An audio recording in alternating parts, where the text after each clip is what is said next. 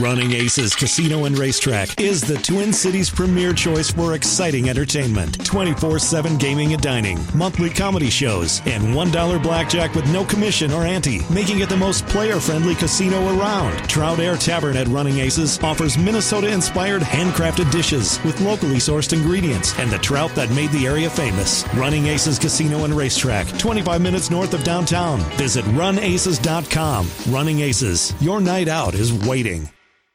TCL is a proud sponsor of the 1500 ESPN studios. TCL, America's fastest growing TV brand.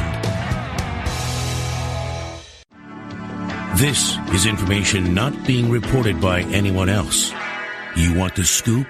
Here it is with Darren Doogie Wolfson. This Manic Monday, the 22nd of October, brings you Scoop Podcast episode 180. I meant to do episode 180 late last week, but Vinny Del Negro was a late scratch, and then I couldn't line up schedules with Rick Spielman, the Vikings general manager. I wanted to talk to him heading into the weekend's game with J.D. Spielman, his son, Nebraska star receiver, facing off against the Gophers, but that was more on me. I had to take a couple days off. I have some vacation days to burn on the TV side. Then with the older son, with MEA not having school. Heck, he actually didn't have school all last week, but we didn't sign him up for in-school care, whatever it's called, later in the week. It was by design. So I knew I was out of the office Thursday and Friday. At some point, I need to get the technology where I can record these bad boys from the home front. But for the time being, I record these in the Hubbard Broadcasting Studio. So it was tough to match up schedules where I would be in front of a microphone and I could get Rick Spielman on the phone. But we'll get Rick on before the Viking season is over, or certainly before Nebraska season is over. It may not be this week, but it'll be at some point. Plus, I've got some other ideas that will come to fruition soon. I was texting with Brian Windhorst, who's been on this podcast plenty. He was at Target Center on Friday, so we'll have Windy on at some point, maybe later this week. Plus Tim Legler of ESPN, and I reached out to Ryan Suter of the Wild, who will play this week in his 1,000th NHL game. He was kind enough to join us on a Scoop podcast before the season. I think we'll be able to connect with him at some point, if not this week, in the coming weeks. So that means this episode is a rarity, something I actually need to do more often, a notes-only podcast, so no guests here on Scoop Podcast episode 180. This episode is brought to you in part by Fair State Brewing. Fair State Brewing Cooperative is the Upper Midwest's first member-owned brewery. They specialize in delicious sours, lagers, and hoppy ales. This month, the month of October, Fair State Brewing has re-released Mirror Universe, a double dry-hopped hazy IPA brewed with wheat, oats, Citra Mosaic, and El Dorado hops. It was a limited offering in the spring, and from now on, Mirror Universe will be available year-round. Look for Mirror Universe at your local bars and liquor stores, or stop by Fair State Brewing's tap room in Northeast Minneapolis at Lowry and Central. Fair State Brewing. Let's start with the Twins' search for a new manager. We are inching closer to the Twins making an official announcement. I can advance the story by telling you that Rocco Baldelli, Rays field coordinator, is in the Twin Cities today, Monday, the 22nd of October, for a second interview. I was told he was very impressive. Hey, no shock when you're called back for a second interview. I am told he was very impressive in his first interview. My sense is it is down to Baldelli, Derek Shelton, the current bench coach, and Cubs bench coach Brandon Hyde. Now, while Hyde is not the betting favorite right now, as of Monday afternoon, he had not been told that he is out of this thing. So as we record this thing on Monday evening, relatively early evening, the 22nd of October, I can tell you that as of now, Hyde, because he hasn't been told he's out, has to be considered still in. As for Astros bench coach Joe Espada and where he stands in all this, plus David Ross, I don't have an update on David Ross. So maybe David Ross is very much in this. There is silence on David Ross, though. As for Espada, signs are pointing to him getting the job in Toronto. I was told by somebody close to this managerial search that the Twins are exhaustive, that it is a thorough process. This individual said he's been a part of other managerial searches, that this has to rank right up there for a team being as thorough as any he has ever seen. So credit, I give yes to the Twins front office, Derek Falvey, Thad Levine, others, for doing their due diligence, doing their homework. No stone will be left unturned. Now, I will add that Shelton and Baldelli are close, relatively close. I don't know how to quantify exactly how close they are, but they did spend a number of years together in the Rays organization. The Twins do have a healthy opinion of Derek Shelton. So is the scenario that one of them is the manager, the other is the bench coach? Would Baldelli leave Tampa to become a bench coach here? Or is it logical to think that Baldelli would be the manager and Shelton would be the bench coach? But nonetheless, where I can advance everything is at this point that Baldelli is known to be in the Twin Cities on Monday for a second interview. You get a second interview, you are far down the road. You are certainly one of the finalists. Whether it's Thursday, a travel day in the World Series, or immediately after the World Series, we should have news relatively soon of who the next Twins manager will be. Also on the Twins front, I'm told they had 11 scouts. That's a sizable number at last week's Perfect Game event in Jupiter. Many top 2019 draft eligible players took part in said event. It's a yearly event. It's a huge event. Every team is represented there, but for the Twins to have 11 scouts, that's a good number. Also, what else did I write down? The Twins have told a number of folks, including Hensley Mullins, others, that they are out. They never did reach out on Sandy Alomar Jr. Remember, he was a hot name. Heck, I'm surprised. I thought they would. They never did reach out to Sandy Alomar Jr. Also, I have written down in my notes that nobody ever reached out on Paul Molitor. Signs still point to him. He was actually at the Wolves game on Friday.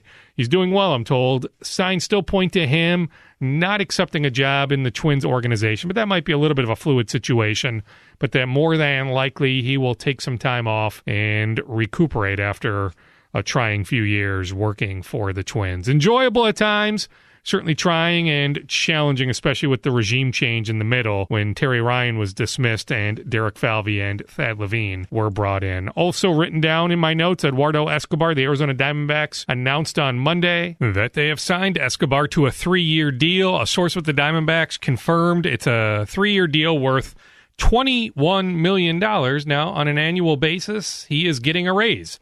Eduardo Escobar's not made that much money on a per-year basis, but to commit this early, to not test the market is interesting. Now, we know how goofy, how weird the market was last year, so I'm sure his agent had some sort of sense that maybe he wasn't getting much beyond that. To take 3 years, good security right now to make more money than he had made previously, hey, take the deal. And I know that Escobar enjoyed his time in Arizona, so you like the environment there. They offer you long-term security on a 3-year deal. They offer you more money than you had been making on a year-to-year basis, so you're getting a raise. Hey, why not commit to it? Take all the pressure off the free agent market. But I can tell you the Twins had all sorts of interest in a reunion, and presumably other teams would have had interest too. So we'll just have to always wonder if Escobar could have gotten maybe a little bit more than $321. Maybe not significantly more, maybe not a 4-year deal, but could he have gotten $327 or even $330? That remains a mystery, one that we'll never quite be able to answer, but I can tell you that the Twins absolutely would have had interest in a reunion with Escobar if he had hit the open market. On the Vikings front, I'll say this much. My sense is that this will be a very interesting week. I will say stay tuned. We'll leave it at that for now, but I've got some other Vikings things written down. Of all the guys hurt on Sunday, my sense is that Xavier Rhodes, his ankle, is the most concerning. It doesn't appear that any of the guys hurt Compton, bar Rhodes, are out for the season. Anything drastic like that, long-term injuries. Plus, heck, think about the injuries they had entering the game. Dalvin Cook was close the week before, then isn't able to go, so they are very dinged up. But of all the guys that got hurt in Sunday's win in New Jersey against the Jets, Rhodes, of all the guys that went down in-game, is the one to keep an eye on the most. He should be back at some point. Maybe it's as soon as Sunday against Drew Brees and New Orleans. He's not lost for the season, but I do know that there's some internal concern on Rhodes as of Monday early afternoon. I'm sure as I'm taping this Monday here, what time is it now? Close to 7 o'clock. I'm sure they know internally what the status is. They just have not leaked said status. But I'm telling you, as you look ahead to Sunday night, it should be fun. Vikings and Saints, you think about the 2 seed in the NFC, all sorts of playoff ramifications. Heck, the Vikings are still fighting for their playoff lives. If you just look at the division race, still have 5 division games to go. But if you're thinking bigger picture, the race to home field advantage in the NFC, okay, the Rams look like the front runner in that regard. But then you look at the 2 seed, who can get that first round bye? I would say that 2 seed is still right there for the taking, and the Vikings and New Orleans are 2 teams fighting for that 2 seed. The trade deadline in the NFL is October 30th. No sense yet that the Vikings are hot and heavy on any front. Part of the issue, well, 2 things, twofold. Rick Spielman, the GM, doesn't like to give up draft picks. Not that he won't. We saw the Sam Bradford trade. We've seen other instances where he'll give up a draft pick. So never say never, but he's reluctant to give up draft picks. Plus, the Vikings cap-wise are up against it now. They could always restructure guys, but you need to have that player on board, that agent on board. So it's not as simple as saying, oh, just restructure Kyle Rudolph or restructure Harrison Smith. It's not that simple. But you can always create extra cap space by restructuring contracts. Speaking of Spielman, before the Vikings-Jets game on Sunday, he scouted the Rutgers-Northwestern game in New Jersey on Saturday. In life, we come to expect certain things. Light bulbs light and tigers roar. But what if we came to expect something more? At Honda, that's just what we do. And it's led us to the Honda Accord LX. With more torque and passenger volume than a Toyota Camry. Hurry in to your local Honda dealer and test drive the Honda Accord today to see what expecting more gets you.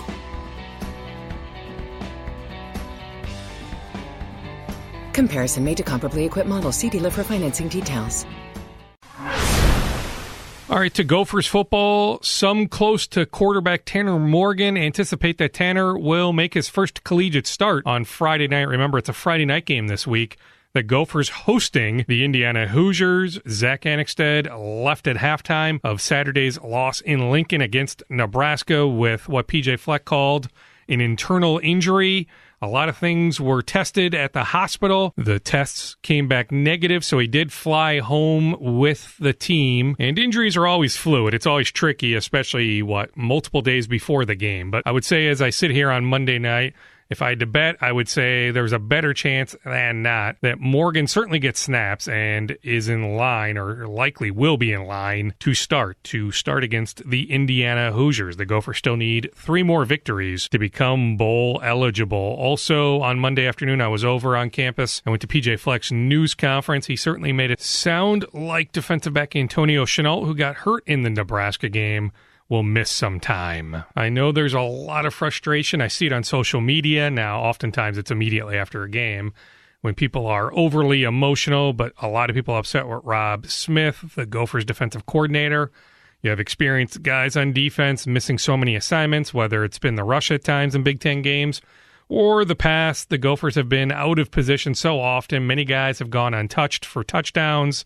And I don't think they thought internally that it would be quite this bad. But I can tell you there's a reason why on the Mackey and Judd show in August at the State Fair, I predicted 5 wins. I actually think they can still get to 6.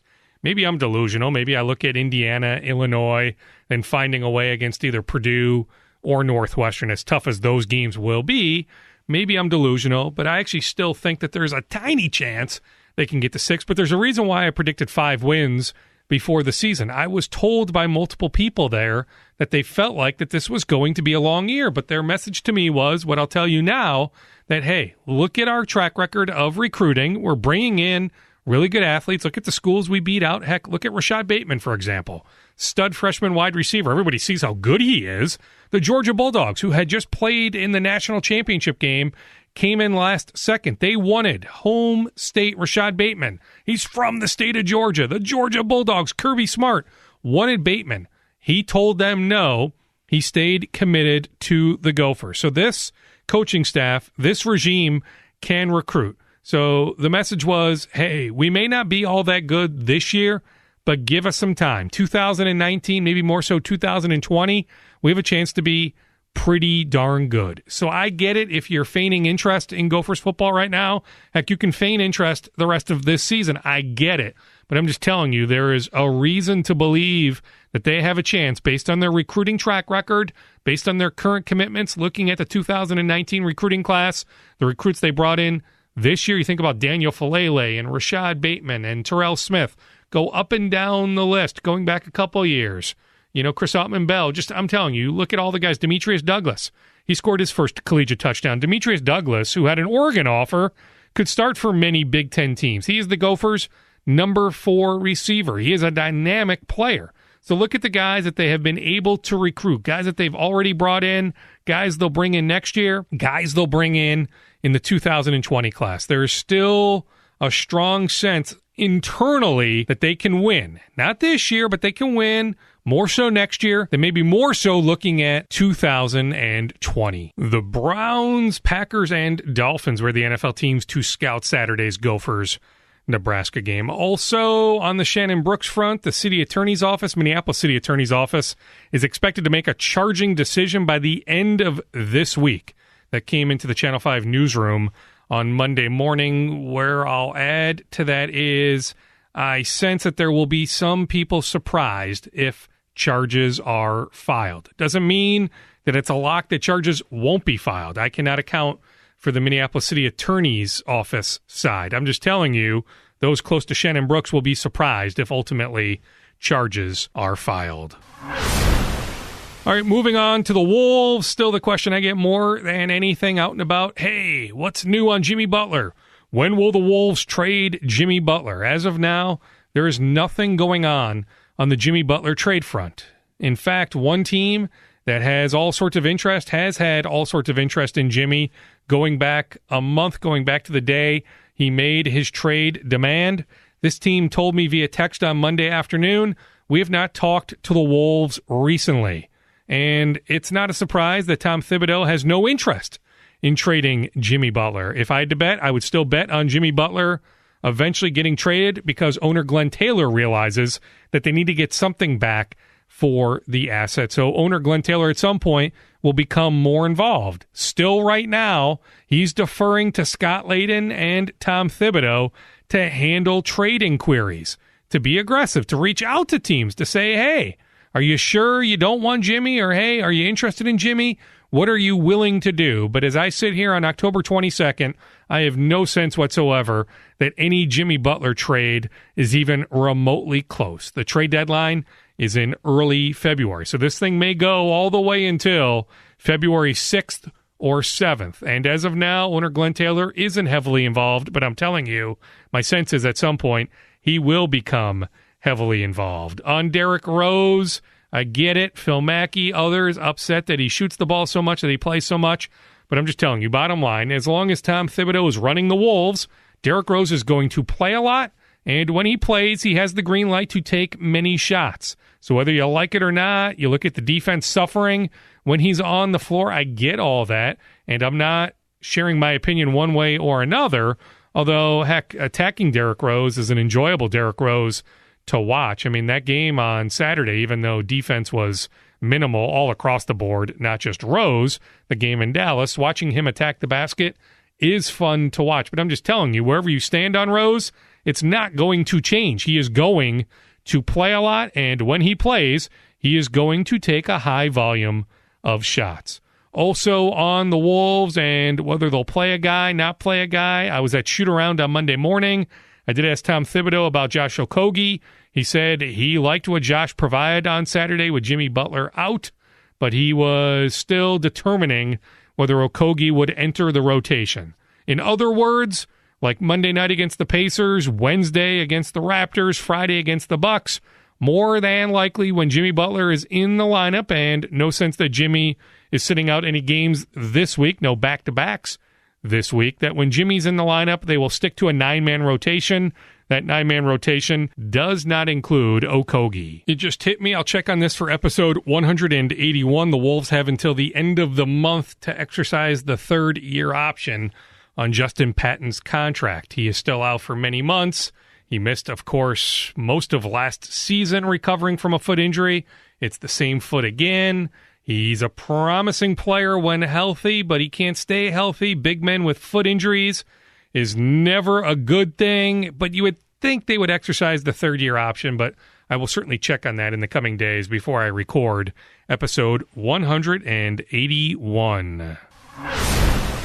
On the local basketball front that doesn't include the Wolves on the Gophers, it's encouraging to hear that Amir Coffey started at point guard for the Gophers in their scrimmage victory over Creighton in Omaha on Saturday. I've been begging for years, play Amir Coffey at point guard. He can be a facilitator. He is a great passer. He is a great decision maker. He creates matchup problems. But we hadn't seen it until now. It certainly appears, even if Marcus Carr becomes eligible, and on Carr, as of Monday, the Gophers still have not heard from the NCAA. Carr trying to be eligible right away. I would say that still internally there is optimism. It's cautious optimism. But the NCAA has been a little bit more liberal now compared to other years in giving out waivers for guys to be eligible immediately. So the Gophers still are crossing their fingers that Marcus Carr, the Pittsburgh transfer, will be eligible immediately. If he is, he will play a lot. He is a good point guard. He averaged in double figures last year in the ACC at Pittsburgh. But if he is not eligible, that means that Amir Coffey absolutely will play a good amount of point guard. I love hearing that. Trey Jackson, unfortunate. He decommitted from the Gophers late last week. He was their only commitment to date for the class of 2019. The word is Missouri, who he committed to about 4 seconds after he decommitted from the Gophers, was in his ear nonstop. Now, the Gophers sent somebody to visit with Jackson last week. They could not convince him. It was far too late. Why he ever committed to the Gophers in the first place is a fair question to ask, because apparently Mizzou was on him the whole time. Mizzou felt like they had him the whole time. He then commits to the Gophers. Mizzou still felt like, I'm told, they had him. And now they do. He's a top 100 recruit. And heck, the Gophers will miss out on having a top 100 recruit unless something shocking happens and Matthew Hurt turns his attention back to the Gophers. He's always paying attention to the Gophers because older brother Michael is on the roster. But the Gophers are still a long shot in the Matthew Hurt Derby. But still, they can end up with some good players. Heck, David Roddy of Breck is still sitting out there. He took his official visit to Northwestern a couple weeks ago, and I hear Northwestern will be a tough beat. He's not someone who has to stay home. He is open-minded to leaving the state. So Northwestern does have some other commitments. So how will he view that situation? The Gophers could use David Roddy. So who knows? Maybe Trey Jackson, a forward decommitting, will be good news on the David Roddy front. But I'm led to believe that his Northwestern visit went well, that Northwestern won't be impossible to beat, but will be relatively difficult. Plus, hey, David is such a good quarterback that I'm told he is still open-minded to playing football in college. The University of Wyoming has made him an offer. If you want more on David Roddy, he was on episode, sometime in late September, mid-September. If you go back about 5, 6, 7 episodes, you can hear my interview with David Roddy, but he's not eliminated the idea of playing football in college. While basketball still remains the favorite, it's not like he said no way, no how on football. He's expected to make up his mind at some point after the football season. It might bleed into the basketball season, but it won't be anytime super soon. So maybe the Gophers. Heck, Richard Pitino crossing his fingers that he can land David Roddy. So we'll wait and see if maybe there's a chance that the Gophers can land David Roddy. On Zeke Nnaji of Hopkins, the 2019 forward, one of the top 35 players in the country. I got some pictures from his dad from the UCLA official visit over the weekend. He actually got to meet Russell Westbrook. The Oklahoma City Thunder were practicing on campus. So he got his picture with Westbrook. He got his picture with Mo Cheeks. He had a good time with Steve Alford and the UCLA Bruins. He also met some Houston Rockets. The Rockets were in town to play the Lakers and the Clippers. So Zeke Nnaji ran into the Rockets as well. So pretty cool official visit when you're running into multiple NBA teams. He still has official visits to Baylor, then Purdue to go. Then Nnaji will make his collegiate decision sometime in late November, around Thanksgiving time, maybe the day or two before Thanksgiving. He is down to the Final Five of Kansas, Arizona, UCLA, Baylor, and Purdue. He has already taken official visits to, as I mentioned, UCLA, Arizona, and Kansas. So he still has Baylor first up, and then he'll finish his official visits at Purdue. Nebraska, the Cornhuskers, Tim Miles, Jim Molinari, and company will have a representative at East Ridge's gym on Monday evening to watch stud junior Ben Carlson, who the Gophers and many others also want. Nebraska has offered Carlson, and if you want to hear more from Ben, he was on Scoop Podcast episode 179. I will leave you with this. Paige Beckers, one of the best basketball players in the country in the class of 2020, Hopkins star. All she has left to do on her resume is to win a state championship. The Hopkins girls are loaded this year. They have 4 players with Gophers offers. Paige Beckers can go to any school in the country that she wants to. UConn wants her. Notre Dame wants her. She can name the school that she goes to. Gino Ariema of UConn has been to town multiple times. He is salivating at the thought of landing Hopkins Paige Beckers. Well, she was at the Gophers scrimmage at Williams Arena on Saturday. She is spending a good amount of time on campus getting to know Lindsay Whalen and the new staff, seeing how they run practice, just how they run their operation. The Gophers are still a long shot in the Beckers Derby, but certainly the presence of a star like Lindsay Whalen puts the Gophers on Paige's radar. There's still a ways to go in her recruitment. There's no sense that she's committing anytime soon. I mean, heck, you're looking at probably about a year from now, maybe over the summer, but still a good 8, 9, 10, 11, 12 months until Paige Beckers commits somewhere. But certainly Lindsay Whalen at least gives the Gophers a chance at one of the best players in Minnesota high school basketball, girls basketball history. Paige Beckers just won a 3-on-3 gold medal with Team USA in Argentina last week. She has played on USA's under-16 team, under-17 team. She is a phenomenal player for her summer team, her AAU team that she led to a championship. Her resume is off the charts. I'm telling you, the only thing she has left to accomplish from a team standpoint is to win a state championship. So keep an eye on the Hopkins girls basketball team this year. All right, that'll do it for episode 180. We thank our sponsors, Fair State Brewing and MyBookie, mybookie.com, BOOKIE. They offer all sorts of great deals. Heck, you think about all the states that have now legalized sports betting. It's inevitable that at some point it'll be legalized here in Minnesota, but right now it's not. But hey, you can bet online. MyBookie, mybookie.com. They have extraordinary reviews. Google MyBookie reviews. You'll read phenomenal reviews. I'm telling you, who you bet with is just as important as who you are betting on. MyBookie has a great reputation. You play, you win, you get paid.